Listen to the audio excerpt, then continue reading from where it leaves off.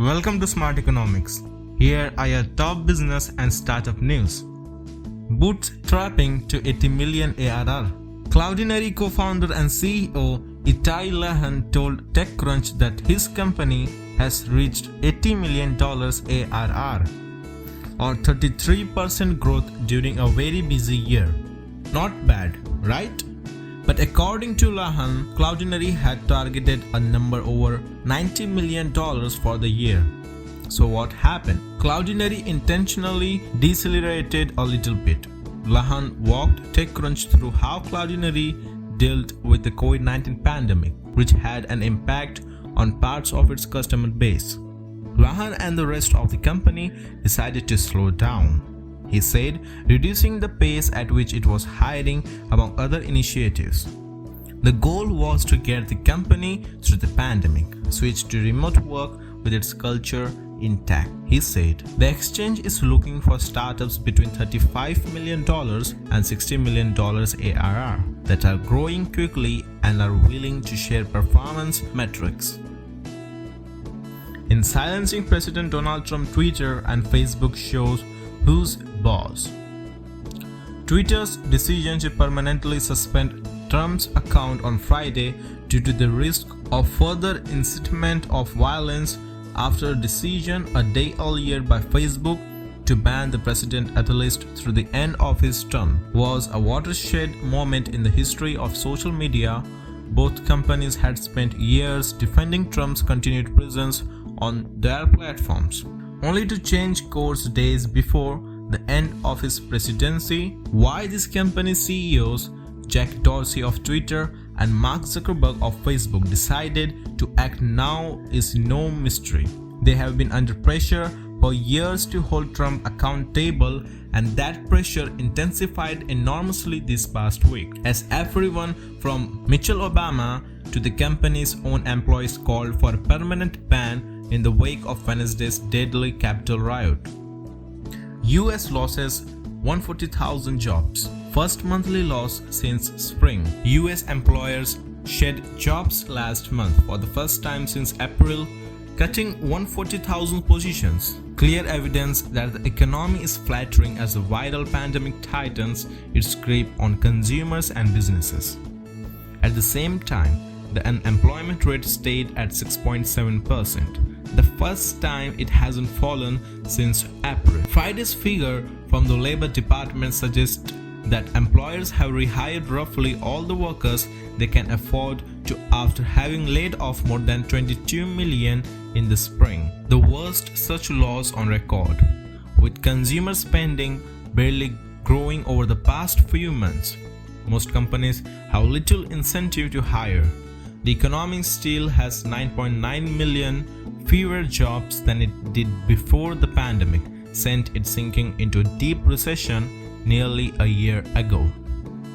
Apple removes Parlor from App Store in wake of US Capitol riot.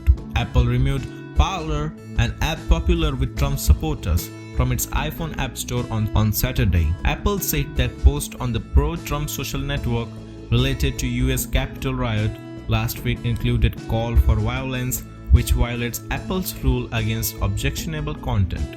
We have always supported diverse points of view being represented on the App Store, but there is no place on our platform for threats of violence and illegal activity, an Apple representative said in a statement. Parler has not taken adequate measures to address the proliferation of these threats to people's safety. We have suspended Parler from the App Store until they resolve these issues. Google removed Parler from its Android App Store, Google Play, on Friday.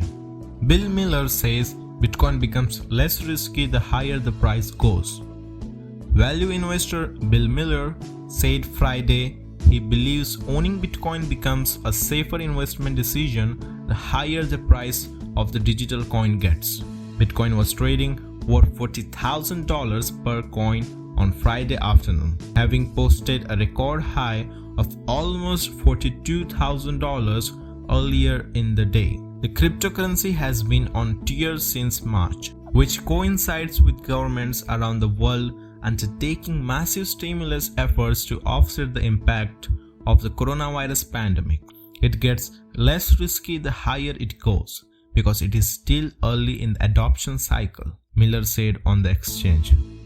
That's the opposite of what happens with most stocks.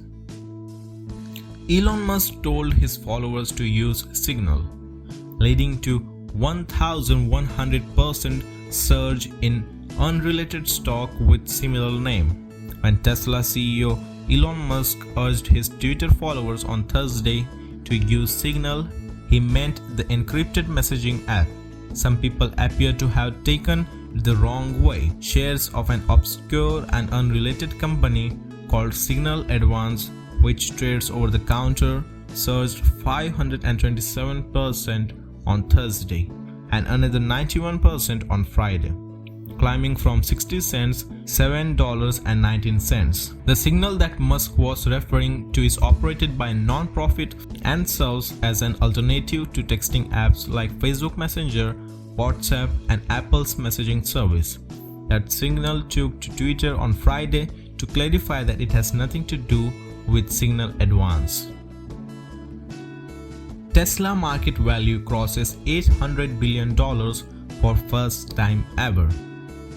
Shares of Tesla Inc. jumped as much as 5.6% on Friday, pushing the electric car maker's market capitalization to more than $800 billion for the first time ever, and inching closer to the $1 trillion club. Tesla's stratospheric rally has helped Chief Executive Officer Elon Musk surpass Amazon.com Inc.'s top boss Jeff Bezos to become the world's richest man, Bloomberg News reported on Thursday.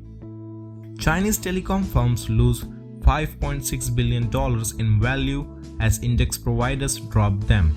Index providers MSCI Inc., FTSE Russell and S&P Dow Jones indices said they would cut 3 Chinese telecom companies from benchmarks, part of a widening fallout from a US investment ban that has battered their share prices. The deletions of China Mobile, China Telecom and China Unicom Hong Kong add to a raft of Chinese firms already dropped from indexes because of the ban and will force index tracking funds to sell their stock. Boeing to pay $2.5 billion to settle US criminal probe into 737 MAX crashes. Boeing Co.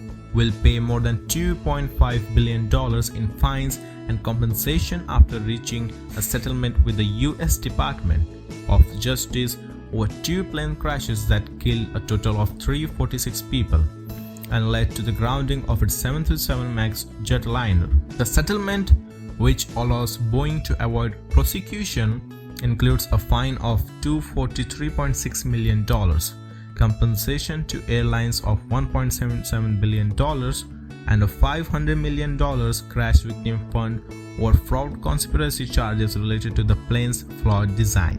Boeing said it would take a $743.6 million charge against its fourth quarter 2020 earnings to reflect the deferred prosecution agreement, a form of corporate play bargain. Boeing had put aside reserves of $1.77 billion in prior quarters to provide for compensation to airlines.